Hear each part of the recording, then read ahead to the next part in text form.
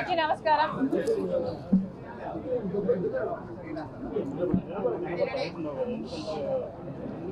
Assembly జరుగుతుంది, assembly సమావేశాలు జరుగుతున్నాయి ఆంధ్ర రాష్ట్రంలో. కానీ రైతుల గురించి మాత్రం ఎవరూ మాట్లాడటం లేదు. రైతులు పడుతున్న ఇబ్బందుల గురించి కానీ, వాళ్ళకి ఏదైనా పరిష్కారం చూపుదామని కానీ కూటమి ప్రభుత్వానికి ఏమాత్రం ఉన్నట్టుగా కనిపించటం లేదు. ఒకప్పుడు రైతు ఎలా ఉన్నాడు? రాజశేఖర రెడ్డి గారు ఉన్నప్పుడు సువర్ణ యుగంగా ఉండింది, అన్నపూర్ణగా ఉండింది. కానీ ఇప్పుడు ఎలా ఉంది? రాజశేఖర రెడ్డి గారు ముఖ్యమంత్రి అవ్వడంతోనే మొట్టమొదటి సంతకం ఉచిత విద్యుత్ మీద చేశారు.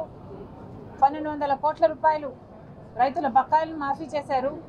అంతేకాదు కాంగ్రెస్ పార్టీ అధికారంలో ఉండగా రైతులకు రుణమాఫీ కూడా చేశారు. జలయజ్ఞం మొదలుపెట్టారు.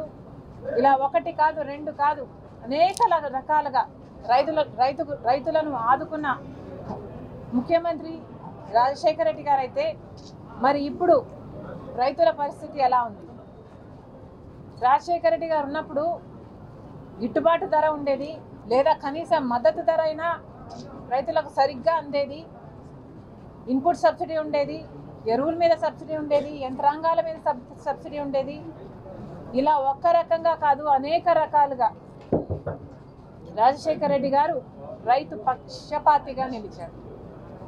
మరి ఇప్పుడు రైతుల పరిస్థితి ఎలా ఉంది మన రాష్ట్రంలో అంటే, రైతులు ఆత్మహత్యలు చేసుకునే విషయంలో మన రాష్ట్రం 3వ స్థానంలో ఉంది. ఎందుకంటే రైతులు అప్పుల పాలైపోతున్నారు కాబట్టి. రైతు పండించిన పంటకి గిట్టుబాటు ధర లేదు, మద్దతు ధర లేదు, అసలు రైతుకు భరోసానే లేదు. కాబట్టి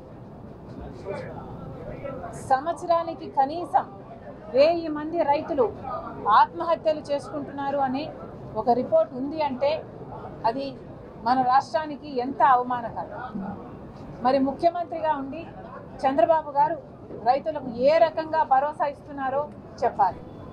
కూటమి సర్కారు పెద్ద పెద్ద మాటలు చెప్తారు, రైతులే సంతోషంగా ఉండాలంటారు, రైతులు రాజులు అంటారు, రైతులు కన్నీళ్లు పెడితే మంచిది కాదంటారు, రైతులు సుభిక్షంగా ఉండేటట్టు చూస్తామని చెప్తారు, రైతులకి ఎంత పెట్టుబడి అవుతుందో అంచనా వేసి మరీ గిట్టుబాటు ధర ఇస్తామని చెప్తారు. రైతు ఒకవేళ అమ్ముకోలేకపోతే నబార్డ్ లాంటి సంస్థలను దించుతామని చెప్తారు. అన్ని రకాలుగా రైతులకు అండగా ఉంటాము అని మాటలు మాత్రమే చెప్తున్నారు, కానీ చేతలు మాత్రం గడప కూడా దాటడం లేదు. ఎందుకు అని అడుగుతున్నాం. ఒక్క పంట పండించిన రైతైనా సంతోషంగా ఉన్నారా? ఒక్క పంటకైనా లాభం వస్తుందా? ఒకసారి ఈరోజు మన రాష్ట్రంలో ఉన్న రైతుల పరిస్థితి ఆలోచిస్తే చాలా చాలా దయనీయంగా ఉంది. మిర్చి పండించిన రైతులైతే 12,000 ధర అయితే, పలకాల్సిన ధర అయితే వాళ్ళకి కనీసం 6,000 కూడా రావటం లేదు. పొగాకైతే, జొన్న అయితే 3,300 రూపాయలు మద్దతు ధర అయితే 2,000 రైతుకు వస్తున్నదేమో. పొగాకు 18,000 ఒకప్పుడు పలికితే ఇప్పుడేమో కనీసం 3,000 కూడా లేదు. పత్తి కూడా అలాగే ఉంది. ఇలా ఒకటి కాదు, రెండు కాదు, ఏ పంట తీసుకున్నా అదే రకంగా ఉంది. అరటి 30,000 పలికింది, కానీ ఈరోజు కనీసం 15,000 కూడా పలకటం లేదు. మొన్న ఉల్లిపాయ మొన్న మేము మార్కెట్ యార్డు కూడా వెళ్ళడం జరిగింది. 1,200 రూపాయలు రైతులకు ఎట్లయినా సరే ఇస్తామన్నారు. 1,200 మీకు మార్కెట్ యార్డులో లభించకపోతే 200కు 400కు రైతులు అమ్ముకుంటున్నారు అంటే ఆ డిఫరెన్స్ ధర మేము ప్రభుత్వం చెల్లిస్తుంది అని రైతులకు మాట ఇచ్చారు. మరి ఏమైపోయింది? మీ మాటలన్నీ ఏమైపోయింది? టొమాటో పండించడానికి కనీసం కిలో పండించడానికి కనీసం 10-12 రూపాయలు అయితే ఈరోజు రైతు అమ్ముకుంటున్నాడు 2 రూపాయలకో 4 రూపాయలు. మార్కెట్లో మాత్రం 25 రూపాయలు. గిట్టుబాటు ధర ఏమో 8 రూపాయలు. 10 రూపాయలు అయితే ఖర్చు అయితే 8 రూపాయలు గిట్టుబాటు ధర అయితే కనీసం అది కూడా దక్కక ఈరోజు రైతు 2 రూపాయలకు 4 రూపాయలకు అమ్ముకోవడం ఇష్టం లేక ఆ పంటనంతా పారబోసుకుంటున్నారు అంటే ఇది చంద్రబాబు గారికి అవమానకరంగా లేదా? మరి ఏ రైతు బాగుపడుతున్నాడో చంద్రబాబు గారు సమాధానం చెప్పాలి.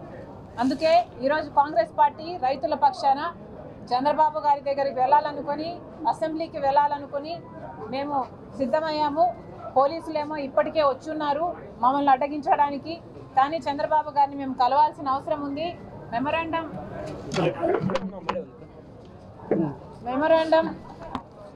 చంద్రబాబు గారికి ఇవ్వాల్సిన అవసరం ఉంది.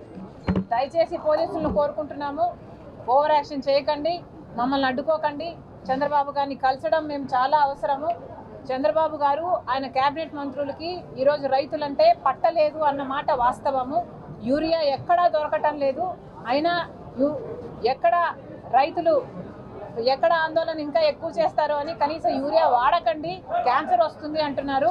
ఇవి ఏమైనా భావ్యంగా ఉన్నాయా మీ మాటలు? ఒకసారి చంద్రబాబు గారు ఆయన కేబినెట్ ఆలోచన చేసుకోవాలి. మీకు అంత జనాల ఆరోగ్యం గురించి అంత అక్కర ఉంటే మరి మద్యం అంత తక్కువకు ఎందుకు సరఫరా చేస్తున్నారు? మీరు సమాధానం చెప్పాల్సిన అవసరం ఉంది. కనీసం యూరియా 6,65,00,000 టన్నులు రావాల్సి ఉంటే కనీసం 5.5 లక్ష కూడా ఈరోజు మన రాష్ట్రానికి రాలేదు అంటే, అది కూడా ఇంత ఆలస్యం అయిన తర్వాత కూడా రాలేదు అంటే చంద్రబాబు గారు కూటమి సర్కారు అసలు బీజేపీకి ఎందుకు మద్దతు ఇస్తుందో సమాధానం చెప్పాలి. కనీసం యూరియా కూడా మీరు తెచ్చుకునే స్థితిలో లేరు. మన రాష్ట్రానికి, మన రాష్ట్ర ప్రజలకు, మన రైతులకి అందించే స్థితిలో లేకపోతే కేంద్రంలో ప్రభుత్వాన్ని ఎందుకు నిలబెడుతున్నారో కూటమి సర్కారు సమాధానం చెప్పాలి. Thank you. అంటే పోలీసులు పర్మిషన్ ఇవ్వట్లేదు, మీకు వెళ్ళడానికి అనుమతి లేదంట. గత ప్రభుత్వంలో కూడా మిమ్మల్ని అడ్డుకున్నటువంటి ప్రస్తుతం ఈ ప్రభుత్వంలో కూడా ప్రస్తుతం మిమ్మల్ని అడ్డుకున్నారు. అయితే ఏం చెప్తారు? అడ్డుకోకండి అంటున్నాం. ప్రజల పక్షాన కొట్లాడుతున్నది కాంగ్రెస్ పార్టీ, ప్రజల పక్షాన నిలబడుతున్నది కాంగ్రెస్ పార్టీ. ఇక్కడున్న పార్టీలు అందరూ మొత్తము బీజేపీతో కుమ్మక్కైపోయారు. వైసీపీ అయినా, తెలుగుదేశం పార్టీ అయినా, జనసేన అయినా అందరూ బీజేపీలో ఉన్నారు. కాంగ్రెస్ పార్టీ మాత్రమే ప్రజల పక్షాన నిలబడిన పార్టీ. మమ్మల్ని అడ్డుకోకండి. మమ్మల్ని కనీసం చంద్రబాబు గారికి కలిసి వినతి పత్రమైనా ఇచ్చుకునే అవకాశం ఇవ్వాలని పోలీసులు పదే పదే కోరుతున్నాము. దయచేసి అడ్డుకోకండి.